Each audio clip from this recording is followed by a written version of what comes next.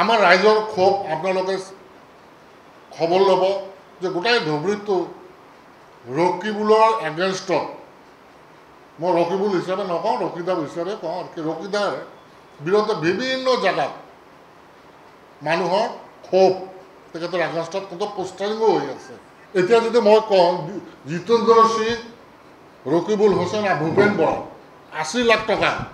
এনেকৈ 1 লাখ কৰি কালেকশ্যন কৰিছে 80 লাখ টকা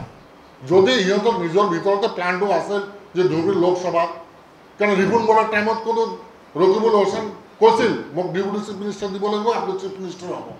ৰকিবুলৰ কাৰণে কংগ্ৰেছ ভৱন ৰাজীৱ ভৱন খালী হৈ আছে এইটো আপোনালোকে জানেনে নাই অনলি ফৰ ৰকিবুল হুছেইন বেলেগ নেতাৰ কাৰণে নহয় অনলি ফৰ নাই ভূপেন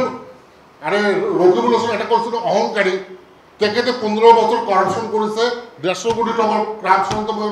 150 কোটি টাকার করাপশন তো মই নিজে করলো তত সহকারী মই আপোনালোকক জনাব পারে জিতেন্দ্ৰ সিং এই জিতেন্দ্ৰ সিং অসমত সোমাব দিব নালাগে তেখেতে আমাৰ ষ্টেটৰ কথা কি জানে লুটি পুটি খোৱাৰ কাৰণে আছে ৰকিবুল সকলৰ লগত জড়িত হৈ আৰু এতিয়া সিএমৰ ভয়ত ৰকিবুল হোসেন দিল্লী পলাব বিচাৰিছে এই সিএমৰ লগত তেখেতে টাক্কৰ দিব নোৱাৰে এই এনেকৈ যে মই একো লংডাৰো একো কৰিব নোৱাৰে হেমন্তৰ নিচিনা পঞ্চায়তজন হেমন্ত অলপ লৰাব নোৱাৰে হেমন্তৰ নিচিনা এজনে হেমন্তই ৰকিবুল হোসেনক লৰাই দিব যাৰ কাৰণে চিফ মিনিষ্টাৰ হৈ দেখাই দি আছে চ্যালেঞ্জ কৰি আছে মই 11টা 12টা সিট পাম ৰকিবুলক কওকচোন ৰকিদা কওক মই ধুবুৰী সিটটো মই জিকি আহিম তেখেতে চ্যালেঞ্জ দি কওক তেখেতে চ্যালেঞ্জ দি কওক আৰু মই চ্যালেঞ্জ দি কওক তেখেতে হাৰি আহিব আৰু পকেট গৰম কৰি আহিব দলে কি ল'ব মইতো ইয়াৰ আগত মই নিৰ্দলীয় জিতিছিলোঁ ইউডিএফ ছাপোৰ্ট দিছোঁ ৰাইজে যদি ভাল পায় দলৰ টিকেট নালাগে মই 9 লাখ ভোট পাম তেতিয়া আপোনালোকে হাঁহি দিব যে মানুহজন পাগল হৈছে মই যেতিয়া কওঁ যে ভৰিৰ তলত মাটি নাই এইটো ক'ব কাৰণটো কি এটা টাইমত মই নিজৰ জাতিৰ ডেভেলপমেণ্টৰ কাৰণে কি দাবী কৰিছিলোঁ এইটো আপোনালোকে ভাল কৰি জানে এইটো মোৰ বিশ্বাস যে এইজন ব্যক্তি ৰসুলক বাহাদুৰে নিশ্চয় আমাক নিৰাপত্তা দিব যাৰ কাৰণে আজি মই ইয়াত বহি আপোনালোকৰ আগত মই প্ৰেছ মিটত কৈ আছোঁ অধিৱেশন আমাৰ ধুবুৰীত 12 তাৰিখে নমিনেশ্যন পেপাৰ দিব মই 17ত দিম বুলি ভাবিছোঁ কাৰণে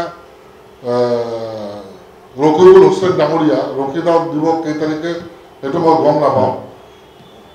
18 তাৰিখে দিব চাগে জাভেদ ইছলাম দিব আৰু মৌলানা সাহেব আজমল তেখেতে দিব তো একেলগে দিলে ক্ৰাউড হৈ যাব এটা হুলেষ্টৰ গুণ্ডগোলচ হ'ব পাৰে ছাপৰ্টাৰ হ'লে যেনেকৈ কংগ্ৰেছৰ কিছুমান ঠাইত কোনো মিটিং হ'ব দিয়া নাই ৰাইজে মিটিং হ'ব দিয়া নাই মানে ৰকিবুল হুছেইনক একচেপ্ট নকৰে অন্তৰটো একদম ভাল নহয় বহুত মহিলা ভাই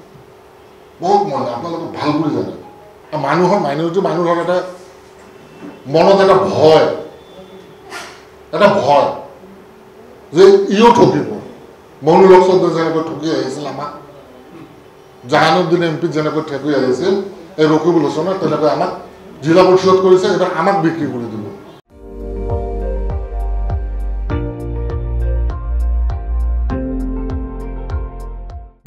আপুনি চাই আছে ND24 সৰ্বশ্ৰেষ্ঠ নহয় সৰ্বোত্তমৰ দৌৰ